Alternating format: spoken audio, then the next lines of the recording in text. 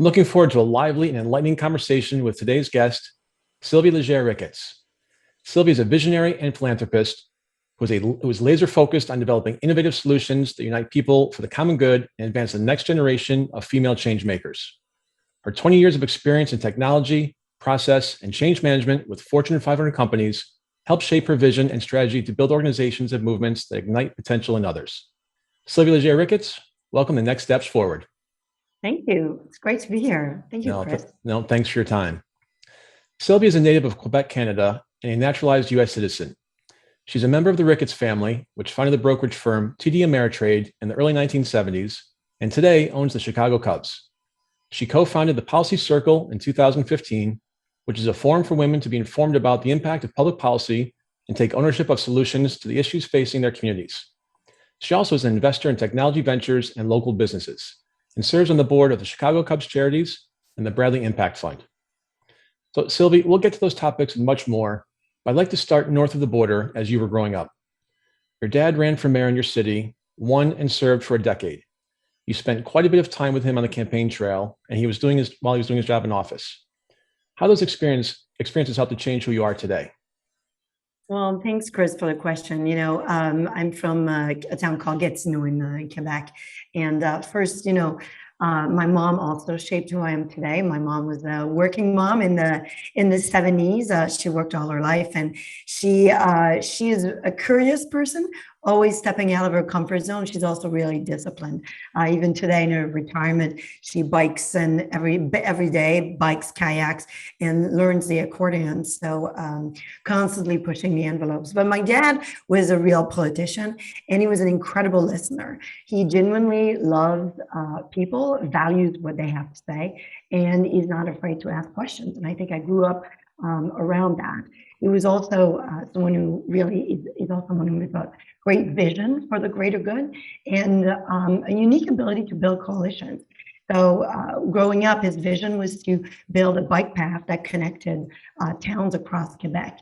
And today it's called La Route Verte, and it's over 3,000 miles of cyclable path, and it's featured in National Geographic as a journey of a lifetime.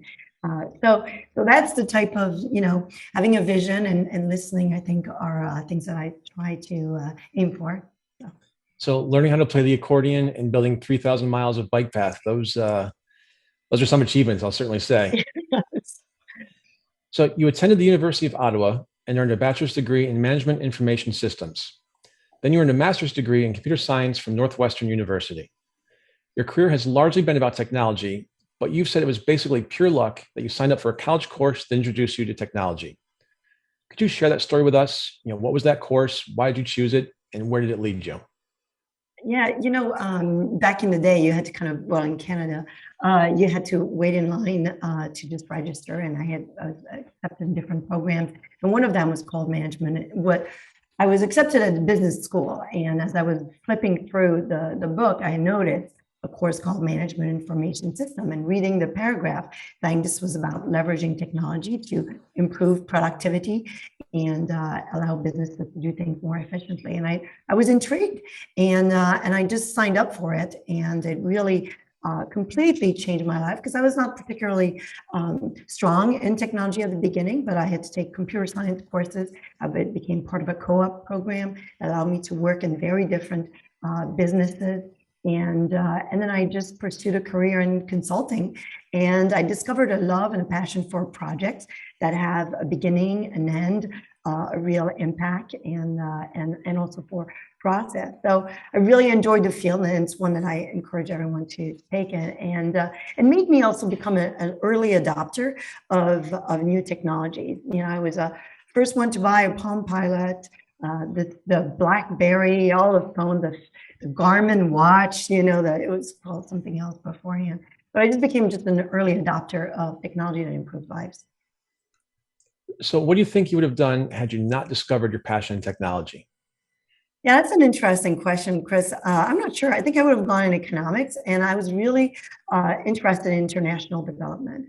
How can we really bring a standard of living, quality of living everywhere in the world? So that would probably, that's not I think it's a promise that I made myself when I was 17, and I might just go there, it's kind of the last chapter. So, yeah. Well, we'll get into it more in the conversation, but based on what you said so far about your mother, your father, your passion to be a visionary and to make things better for yourself and for people around you, I mean, that's clearly been your life's work. And so look forward to having more of that conversation. But first, could you tell us when you came to the United States and what drew you here? I worked for a international consulting firm and who sponsored about a dozen employees to do a master's in computer science, specifically AI, applied to learning. So through just office conversation and also with the help of a mentor in my office in Ottawa, I was fortunate to be invited for an interview to apply and then to be accepted into the program at Northwestern. So I drove in my little car and I drove up Stony Island Road Parkway and came to Chicago to Evanston. And that really changed and took my life in just a very different direction. So I came to, and I went to Canada. I studied here, then, went back to Toronto to work, and I was working in BC. And, it just opened my horizon and completely changed where I live and who I became. What differences did you notice most between the United States and Canada when you arrived? And have those differences grown larger or gotten smaller since then? One thing that always struck me, and I still remember like the first year that strikes me about the US, is how solution-minded individuals and businesses, people are. The answer always seems to be, yes, let me see what we can do. And that, you don't take that for granted. But it's really unique to America. And if you've traveled everywhere, you don't get that very often as a first answer. Also, I was here in the early 90s, and this was the beginning of the internet, actually the year that Netscape, created the first browser. So it was incredible to see every week, new companies like Amazon come online selling books, CDs, travel companies. Even a program in my lab was building a MapQuest type tool like Google Maps. And also what's unique here, I think now you see that more actually in everywhere. But first, it was this real proud in starting, in owning a business, a private enterprise. That's something that I felt is really unique. I think it's more the case everywhere, but here it doesn't matter the business. People feel really proud of owning and being an entrepreneur. Taking me back through memory lane, talking about Netscape and yeah, that's right. Amazon starting and start the internet. You have to stop talking this way. The Palm Pilot, I had one of those too. Right? Yeah, the other big difference I have to say is healthcare. It's really important, especially in the context of COVID. On a good day in Canada, it's in Quebec, and I speak for my province. It's 6 months to a year to have an elective surgery. There's very limited outpatient clinics. And now after COVID, I was just listening, it could take like 24 months, like 2 years to be able to get a knee replacement or something like that, and during COVID right now, my city, which is a city of 300,000 people, next to the national capital, I've been closing its ER due to nursing staff shortages. And that's real.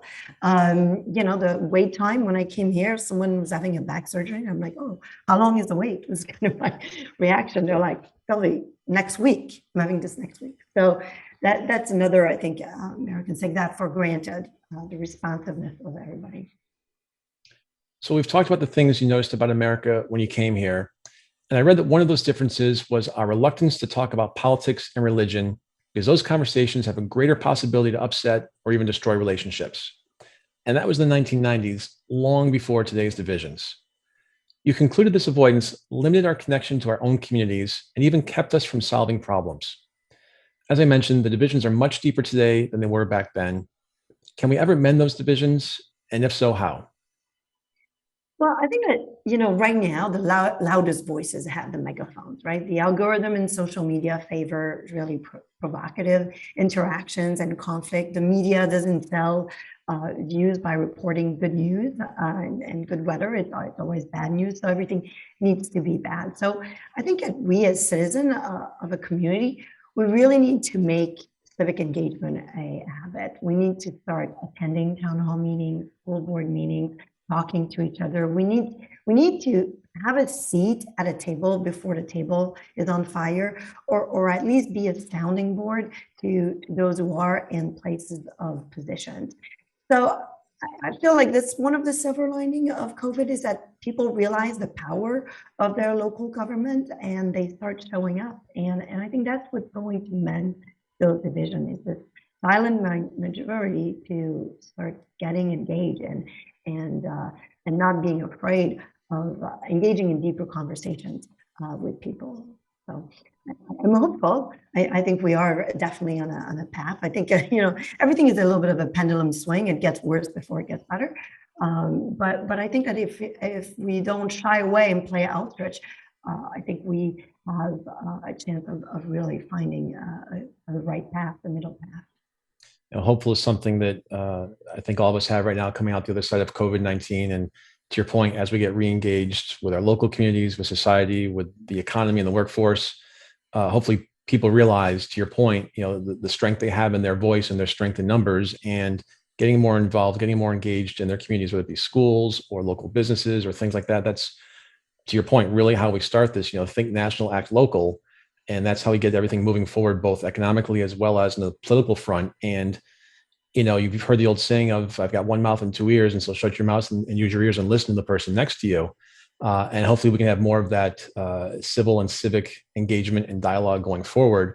You mentioned earlier as well about how media doesn't sell good news. We had a guest on a month or so ago talking about the former president and CEO of CNN News.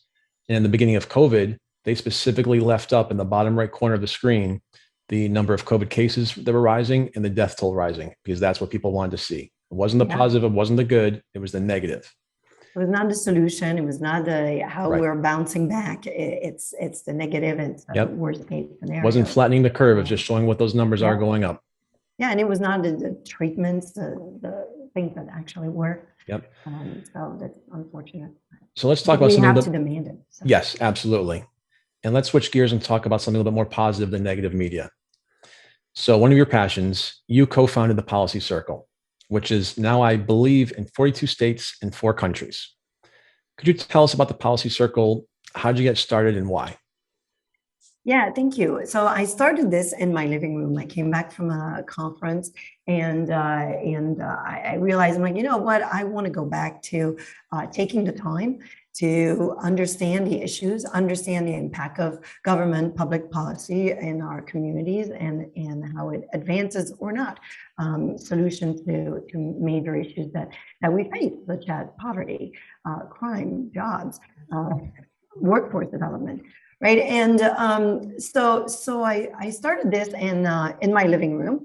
I brought together, some neighbors, and then from there was a real interest, and it kind of grew.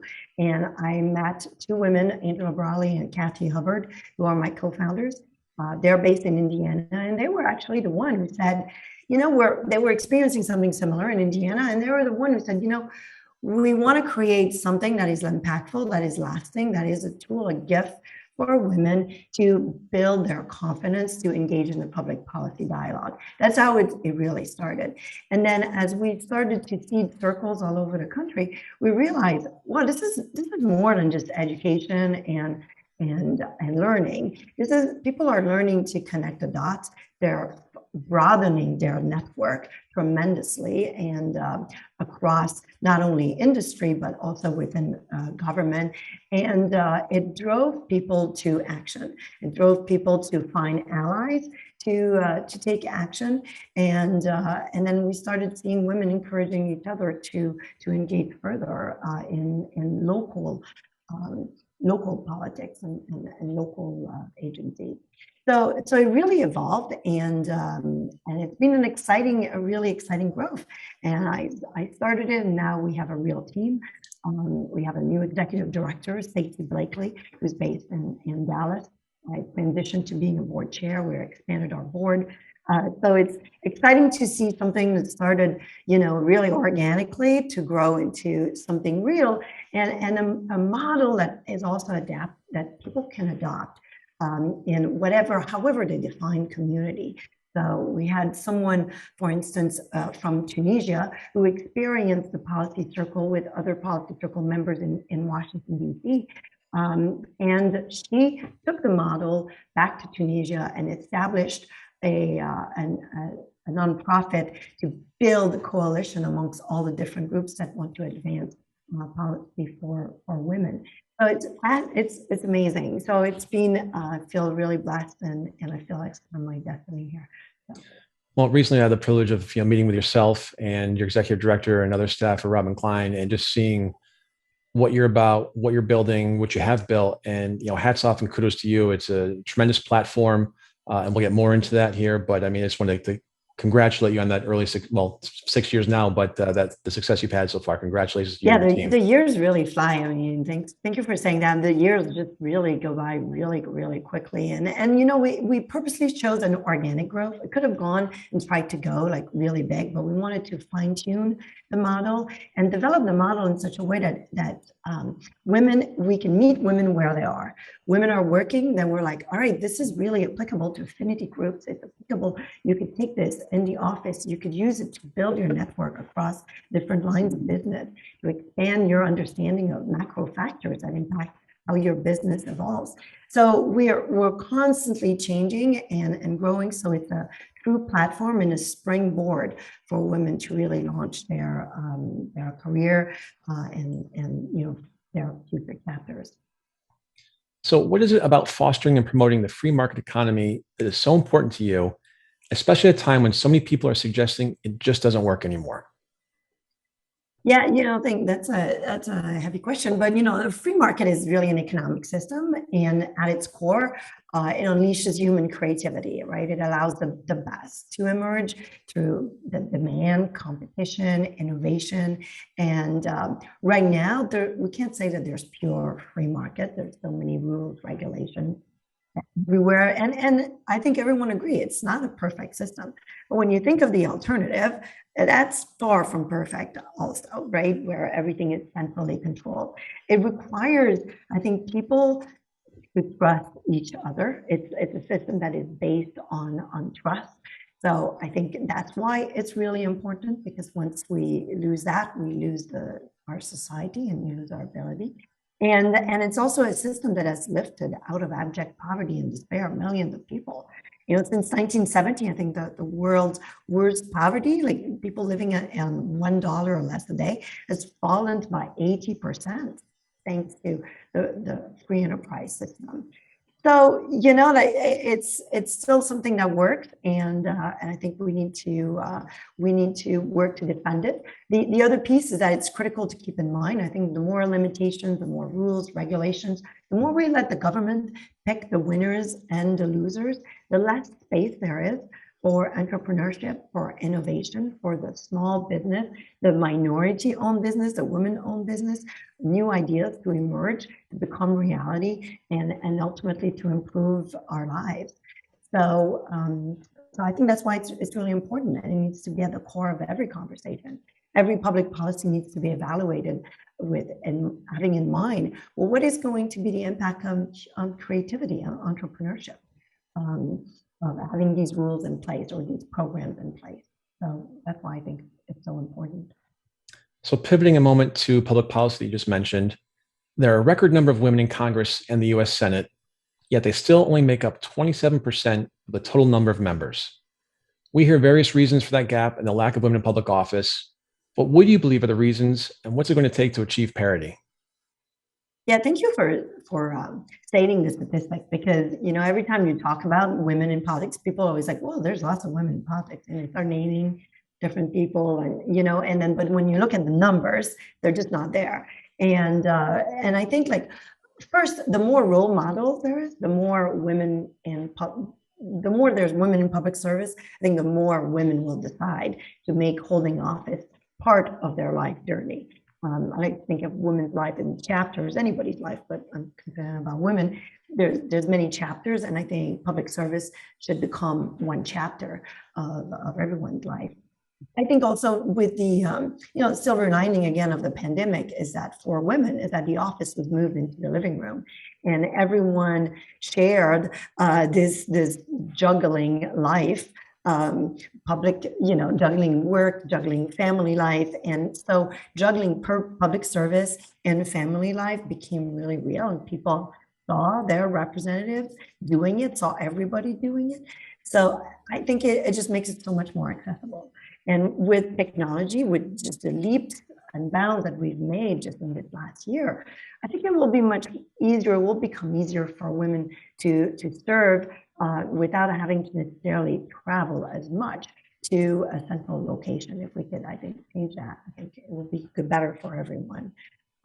So I think that's what it's going to take, is more women there, and then maybe more flexibility in ways that we can serve. I know this is going to require you to generalize a bit, but what do you think women bring to the public policy table that men don't, or at least that men bring a lesser amount? Well, first, women are 50% of the population, right? When you think about that, you're like, well, you want to have 50% of your population of that gender be represented. I mean, it's almost like try speaking with only 50% of your words, right? You don't make any sense.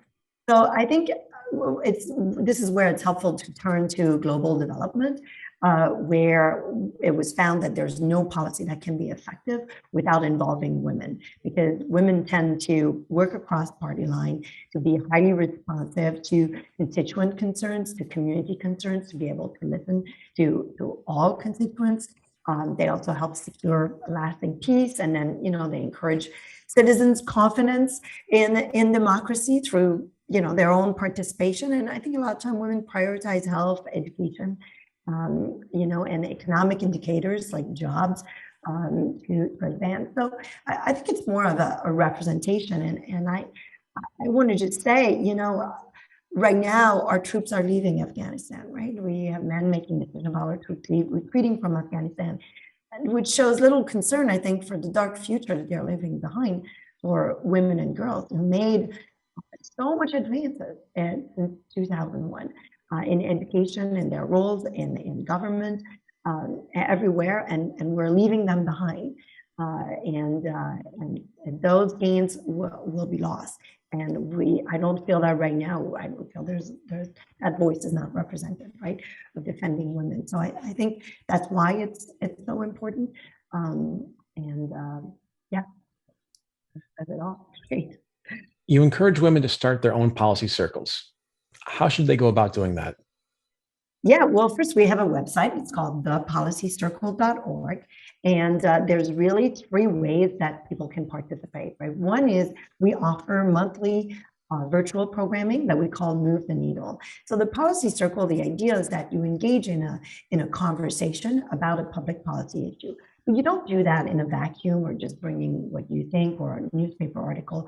You do that by reviewing a brief that the organization publishes.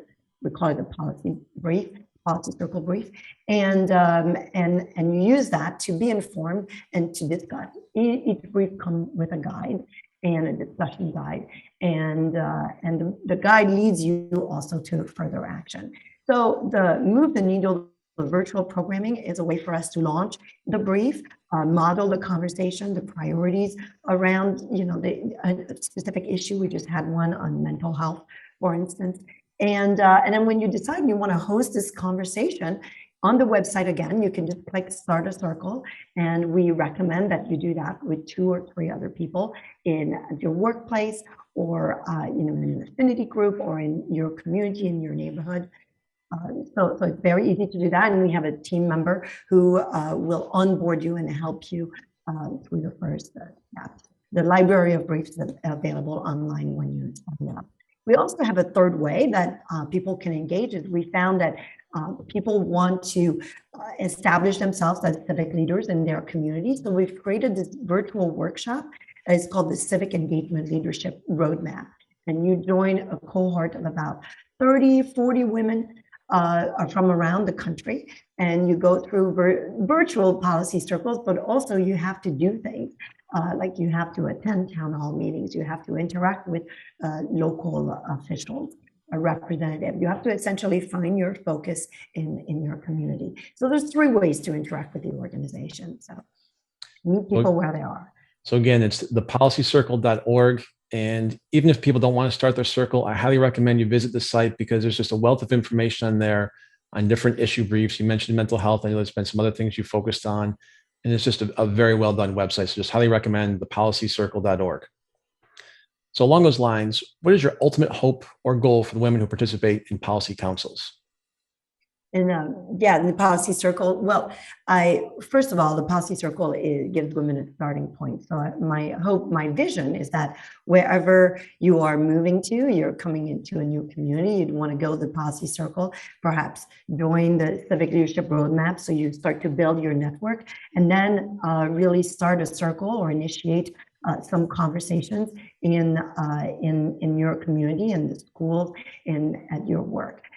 So that would be, the goal is that it becomes really well known, a good starting point. And the hope for people who participate, and we are seeing that we're collecting, a few hundreds of stories of impact, is that women are not afraid to speak up, to raise their hands, to volunteer, to participate in task force, in commissions, to be constructive leaders in our community.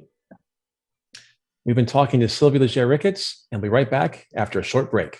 We're back with Sylvie Légère Ricketts, philanthropist, entrepreneur, health advocate, public policy activist, wife, and parent of 3 children.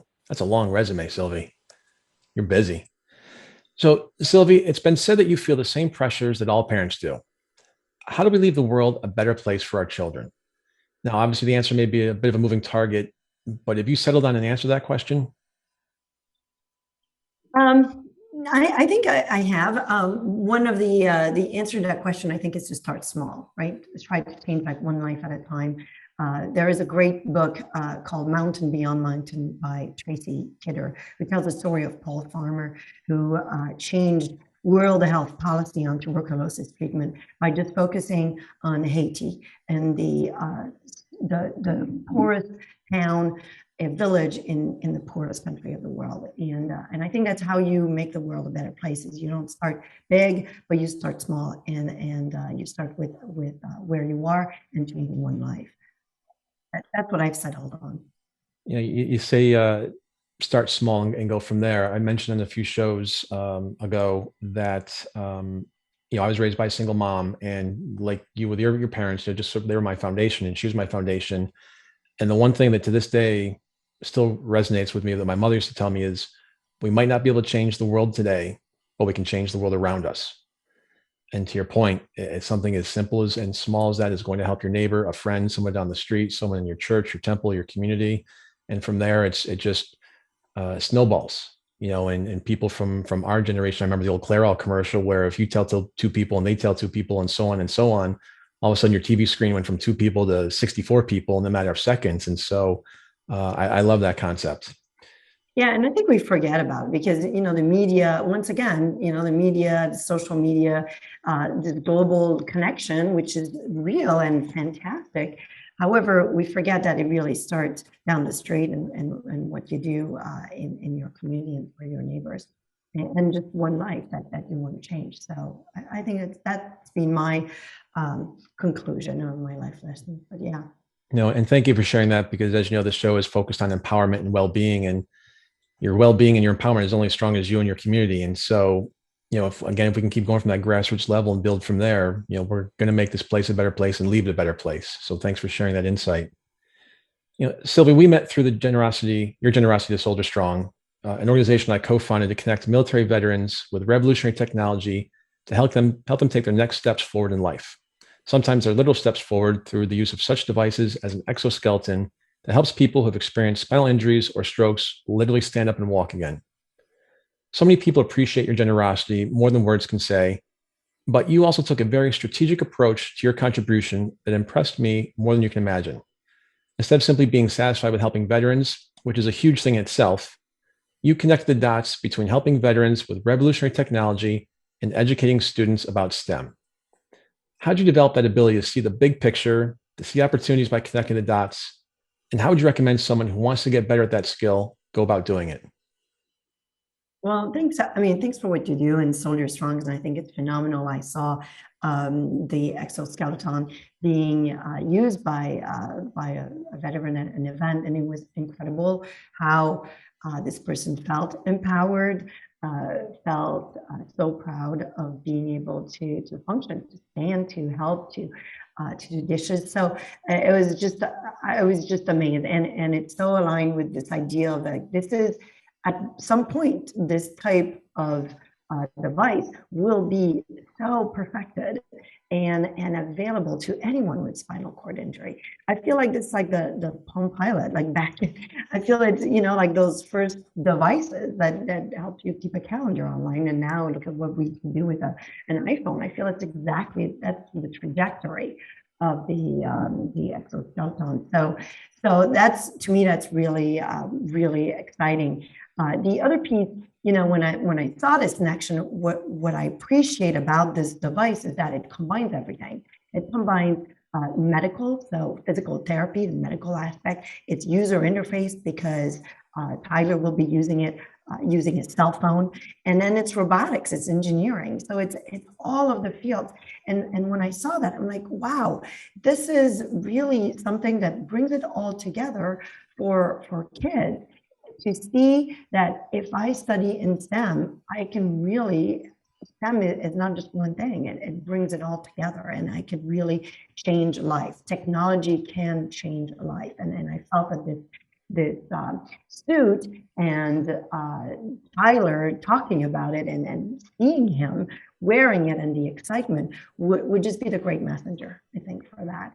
And so I'm hoping that the person who will be wearing the exoskeleton will be able to go to the schools around Memphis, around his town, to be able, and something we'll work on, but to be able to demonstrate it, to see how it works, and encourage people to consider a career in STEM, but also encourage the teachers in that school to train the kids so that they can actually succeed in a technology program, whether it's in community college or in university. So I feel like it could be a catalyst to really change the trajectory of its school towards excellence.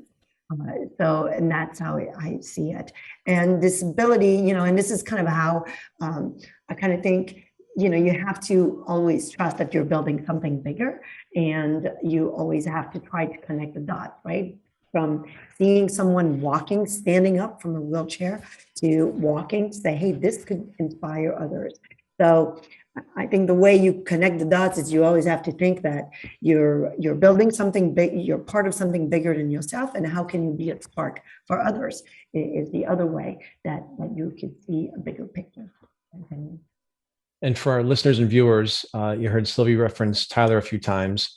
And Tyler is the veteran that will be the beneficiary and recipient of Sylvie and her family's generous donation of an exoskeleton, which we will be unveiling in a surprise sometime next month. But Sylvie, also you mentioned about having Tyler and other ambassadors out there going to schools, showing how the technology works. I think it's just a phenomenal idea, and something that's so simple, because it's one thing to learn about science and STEM through textbooks, but when you can actually see it, feel it, touch it, understand how it works, how when I do this, this is how it's going to happen, this is how it benefits the individual.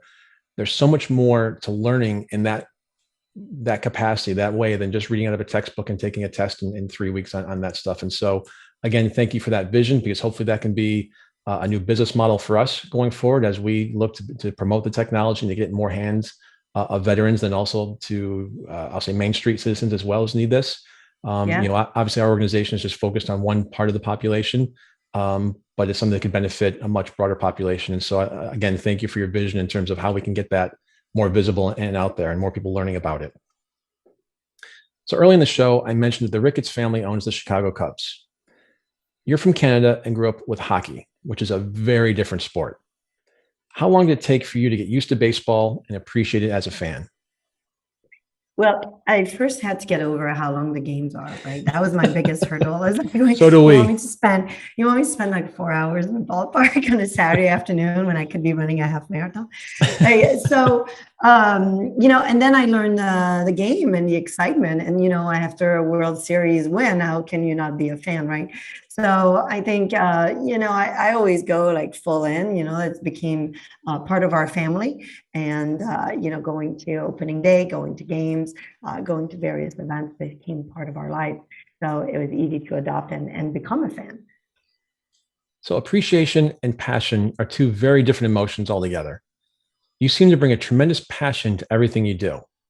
How long did it take for you to develop your passion for baseball? And what is it about the sport that sparks that passion? Well, in 2013, I went to Cooperstown when Ron Santo was elected to the Hall of Fame.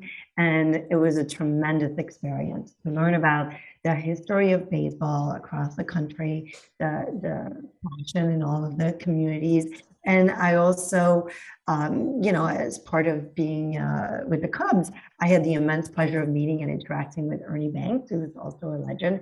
And Ernie was such a nice man, he took genuine interest in people, and he was really fun loving. So, I had the chance to meet players, meet legends, visit Cooperstown, so really witness and feel the passion, and also to just discover the early personality of the Cubs, who just love the game, love to play, and I feel like that's what baseball is about, is just loving the game, and that's what life is about, right? You have to love the game, and I feel like there's just a genuine love of the game and the people who are part of it in baseball, and that is unique, in my opinion.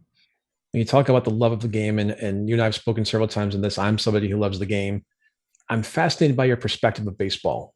You say baseball is bigger than a ballpark, and you believe in the power of sports to enable people and communities to achieve their greatest potential.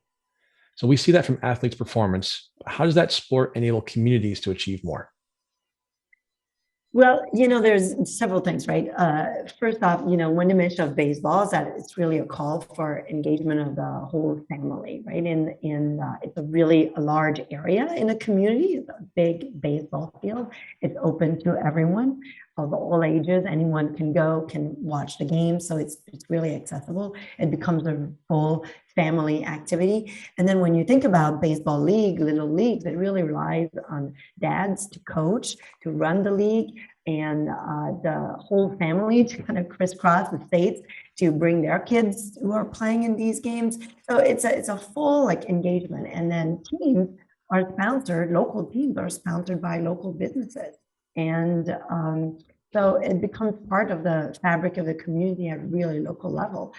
For the Cubs, we have a group that's responsible for the community engagement, and we actually produce a report on community benefits. So we really engage with our neighbors, and it's part of our core values is to be a good neighbor. Because the Cubs is such Wrigley Field is an icon, and we've worked really hard to continue to improve the neighborhood and make it a place for everyone. The last thing I'd add, is also about what's unique about baseball is that it just brings everybody together across generations, across abilities. People with mental disabilities, with developmental disabilities, with physical disabilities can participate and attend the game. So it's one of the sports that's just so accessible. So you've mentioned passion several times throughout our conversation today. What sparks your passion for the causes that you champion, and how can others develop passion if they're lacking in it?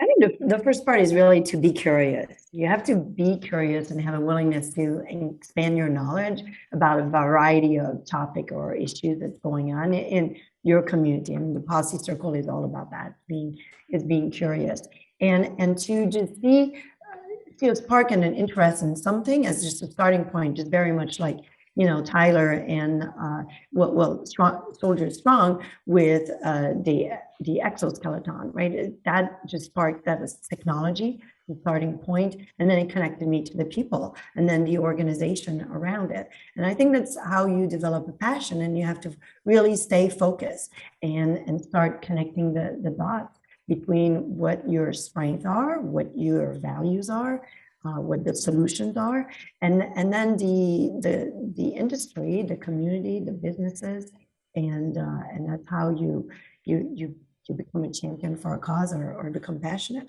I think it all starts with curiosity, is really the starting point, and being willing to expand your comfort zone. So if you'll bear with me, we'll stick with the Cubs for another minute or two. Your family owned a huge innovative national company, TD Ameritrade, that has recently merged with Charles Schwab. You all own the Chicago Cubs. It seems so incongruous that you and your husband used to own a bicycle shop outside of Chicago. Now, I know you're an advocate of healthy lifestyles. Is that simply the reason, or is there more to the story than that? Well, I discovered I am passionate about a healthy lifestyle and exercise. I discovered running when I came to the US. A fellow student was training for a marathon. I had no idea what that was.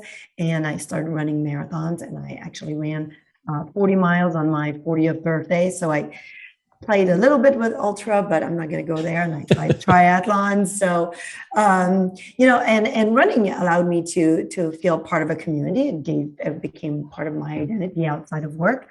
And when our local bike shop, the owner suddenly passed away, and the bike shop was going to close, my husband Todd and his college roommate decided to save it. And then, I'm always all in, whatever the project. I became curious. I embraced the opportunity. So I became a cyclist. And also my dad, was a cyclist. So it felt very much full circle for me. So I became part of the activities of the shop. I started a women's cycling group. I organized cycling clinics. I did a 100-mile ride. We participated in cyclocross. I did that. So I became a real cyclist, and then it connects. It connects with everything because we're a sport family. So true to form, again, you've connected the dots that many people wouldn't even imagine between your bicycle shop, a Major League Baseball team, the Cubs, and an international nonprofit, World Bicycle Relief. It's a great story. Would you share that with us, please?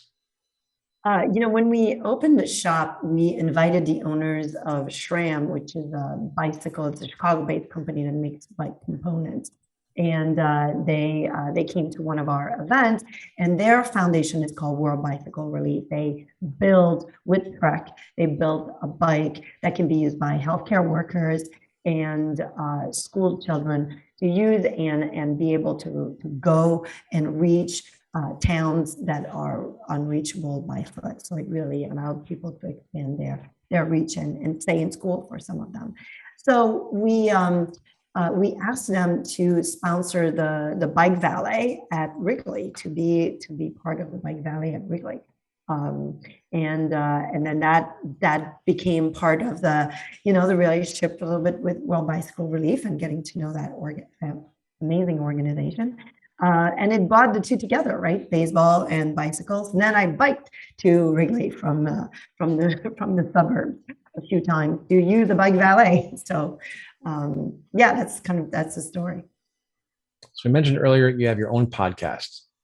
It's called The Civic Leader, and you're frequently sought after as a speaker focused on leadership and civic engagement. How do people find you on your podcast? Yeah, it's called thecivicleader.com, and it's our goal is really to inform on public policy using the policy circle brief. So I go through the brief and also interview a civic leader that's acting in that space. That provides more flavor, personal flavor, and real life experience. So it's a podcast that is growing and then developing. So thank you for mentioning that. And that's thecivicleader.com, correct? Yeah, that's right. All right. Just want to get that out there again for you.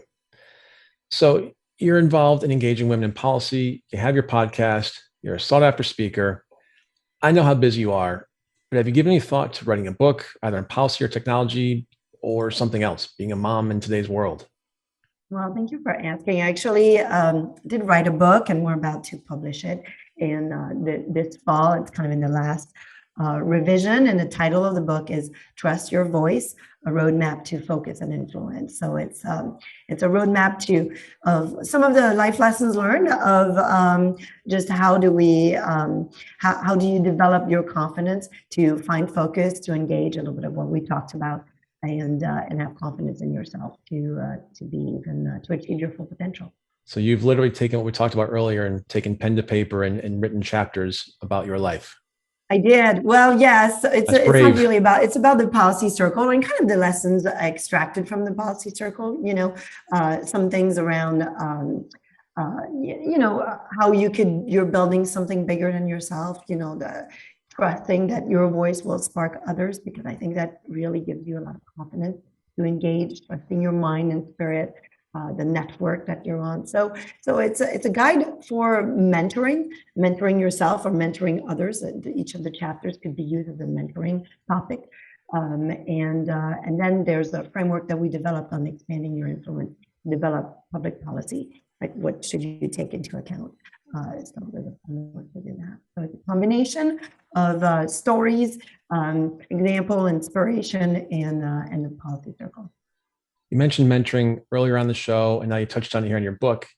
Is there any mentor or one or two mentors that really stick out in your life that have helped you become who you are today? Yeah, one mentor and that I had in when I started my career work, and actually the person who really allowed me to apply and do the master's in computer science at Northwestern. Early on, this person could have done nothing, right, to help me, but he decided to actually go to bat for me, go to bat as a partner in the office, to say, yeah, we think that she should participate in this program, help me write the letters. So I think like you need to have people, and then while building the policy circle, I have to say several friends that I've met and people who have believed and supported the organization, I think have been like tremendous to validate the path, to maybe redirect you and to push you to the next level.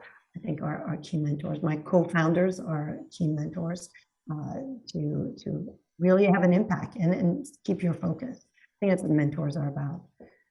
So it makes you feel a little more confident about yourself.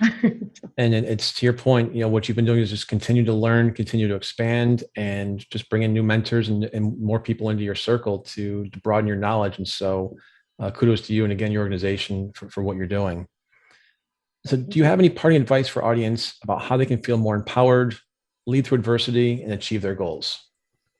I heard the phrase, raise your gaze and see the forest through the trees, so that then you can kind of zoom in and find your focus and go deep, I think is how you achieve your goals. And I feel like that's how you feel more empowered, because you know what you're doing, what you're about.